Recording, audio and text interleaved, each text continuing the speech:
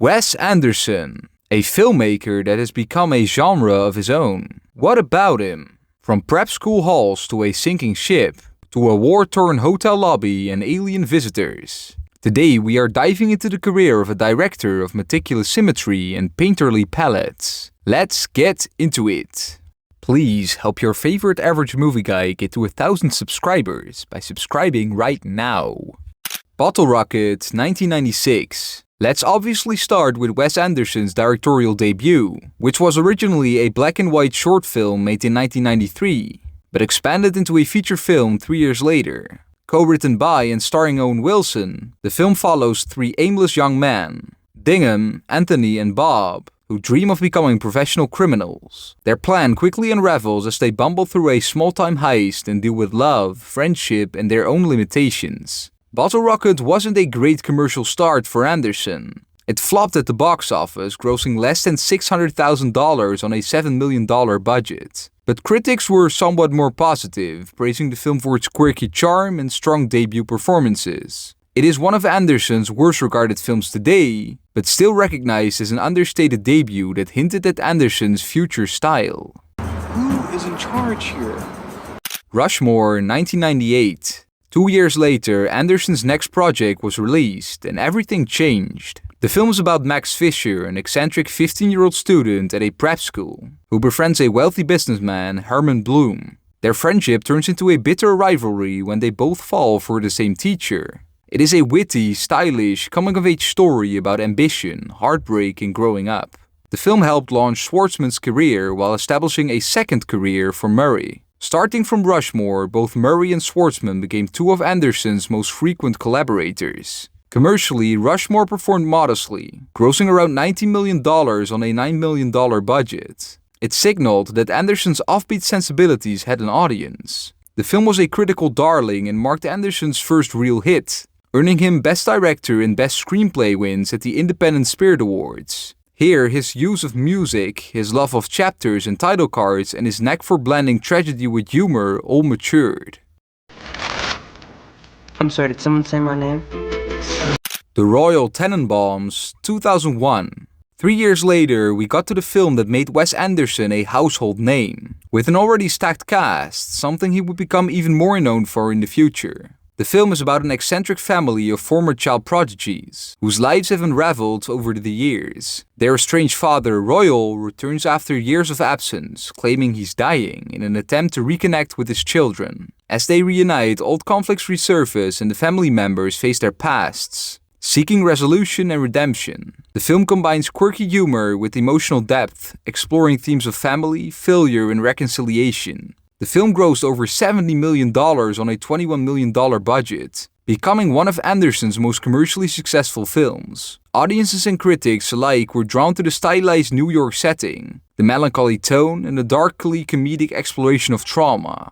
Anderson and Wilson even earned an Academy Award nomination for Best Original Screenplay, a first. This was where Anderson fully leaned into his aesthetic, symmetrical compositions, the chapter headings, the slow-motion walk. All signature now and all solidified here. What the hell kind of way to act is that? Open the door. He's on drugs. The Life Aquatic with Steve Zissou, 2004.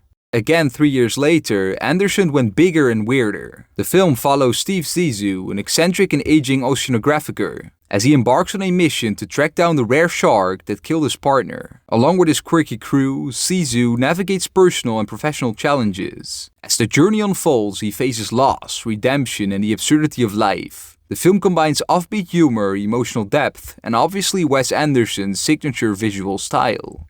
After his last success, this film bombed at the box office, grossing only $34 million on a $50 million budget. This is still his biggest box office flop to date. The film also received mixed reviews. Its blend of absurdity and emotion divided audiences. Over time, it has gained somewhat of a cult following, but it is still regarded as one of Anderson's worst films.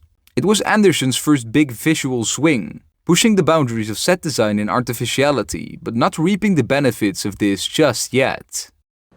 Let me tell you about my boat. The Darjeeling Limited, 2007. Again 3 years later, Anderson brought the focus back to character. The film follows 3 estranged brothers who embark on a train journey across India to reconnect and find spiritual enlightenment after their father's death. Along the way, they face personal challenges, confront emotional baggage, and attempt to rebuild their relationship, all while navigating quirky comedic situations. Shot on location across Rajasthan, the movie explores spirituality, forgiveness, and cultural dissonance. The film became a modest commercial success, grossing around $35 million on a $16 million budget. The film received mixed to positive reviews, with praise for its unique visual style, quirky humor, and strong performances from the lead actors. However, some critics found the pacing uneven and felt the emotional depth was lacking. In this film, Anderson began experimenting with different cultural backdrops, something which he would use more in the future.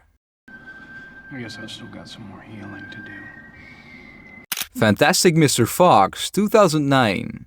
2 years later, Anderson took a sharp left turn with his first stop-motion animated feature, based on the Roald Dahl book. The film obviously follows the clever Mr. Fox, who after settling down with his family returns to his thieving ways by stealing from 3 cruel farmers. His actions lead to a battle for survival as he and his animal friends work together to outsmart the farmers and protect their home. The film explores themes of family, identity, and the consequences of one's choices. The film underperformed commercially, which was no longer a surprise for a Wes Anderson film at this point, grossing around $58 million on a $40 million budget. However, it received rave reviews for its unique stop-motion animation, witty humor, and strong voice performances. It was also nominated for Best Animated Feature at the Oscars, Golden Globes, and BAFTAs. It is generally regarded as one of Anderson's best films, and it marked a major evolution. Anderson embraced a tactile, handmade look that mirrored his analog aesthetic, inspiring a new generation of animators. Still painting thunderstorms, I see. Do you still feel poor? Moonrise Kingdom, 2012. 3 years later, Anderson returned to live action to the theme of young love. Set on a fictional New England island in 1965, the film follows 2 12-year-olds, Sam and Susie, who run away together, sparking a search by their families and the local scouts. The film explores themes of young love, independence, and growing up. Anderson finally returned to making some cash for the studio, grossing around $68 million on only a $16 million budget. The film also received critical acclaim for its charming story and strong performances, also praised for its whimsical yet emotional tone, balancing quirky humor with depth.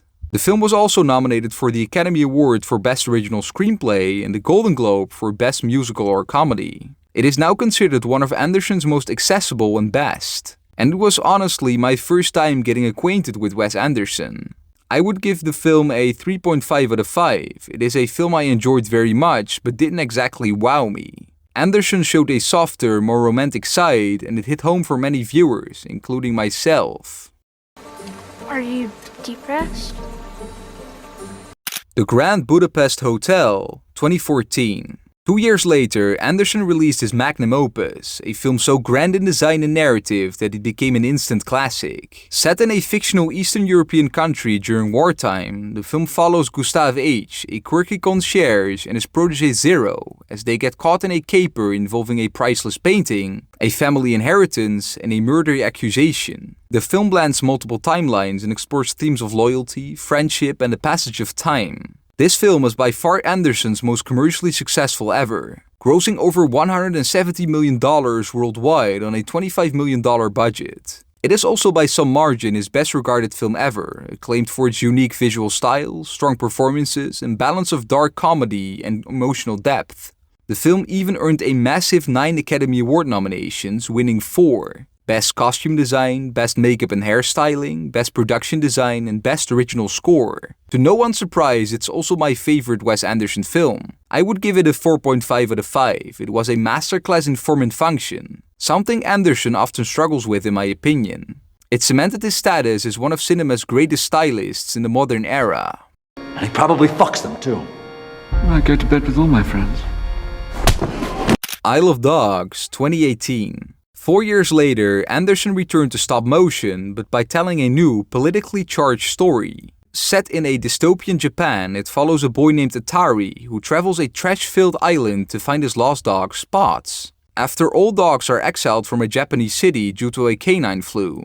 With the help of a group of dogs, he uncovers a political conspiracy behind the banishment. The film performed relatively well commercially, grossing around $64 million on a $35 million budget. The film was widely praised for its animation, humor, voice cast, and storytelling. While most reviews were indeed positive, some criticized its handling of Japanese culture. Still, it was nominated for Best Animated Feature and Best Score at the Academy Awards. This film is seen as one of Anderson's best. It was the work of a filmmaker who understood the power of world building, but also one beginning to reckon with cultural specificity. He was really on a hot streak with these 3 films in a row, but that can all change very quickly, as we will see.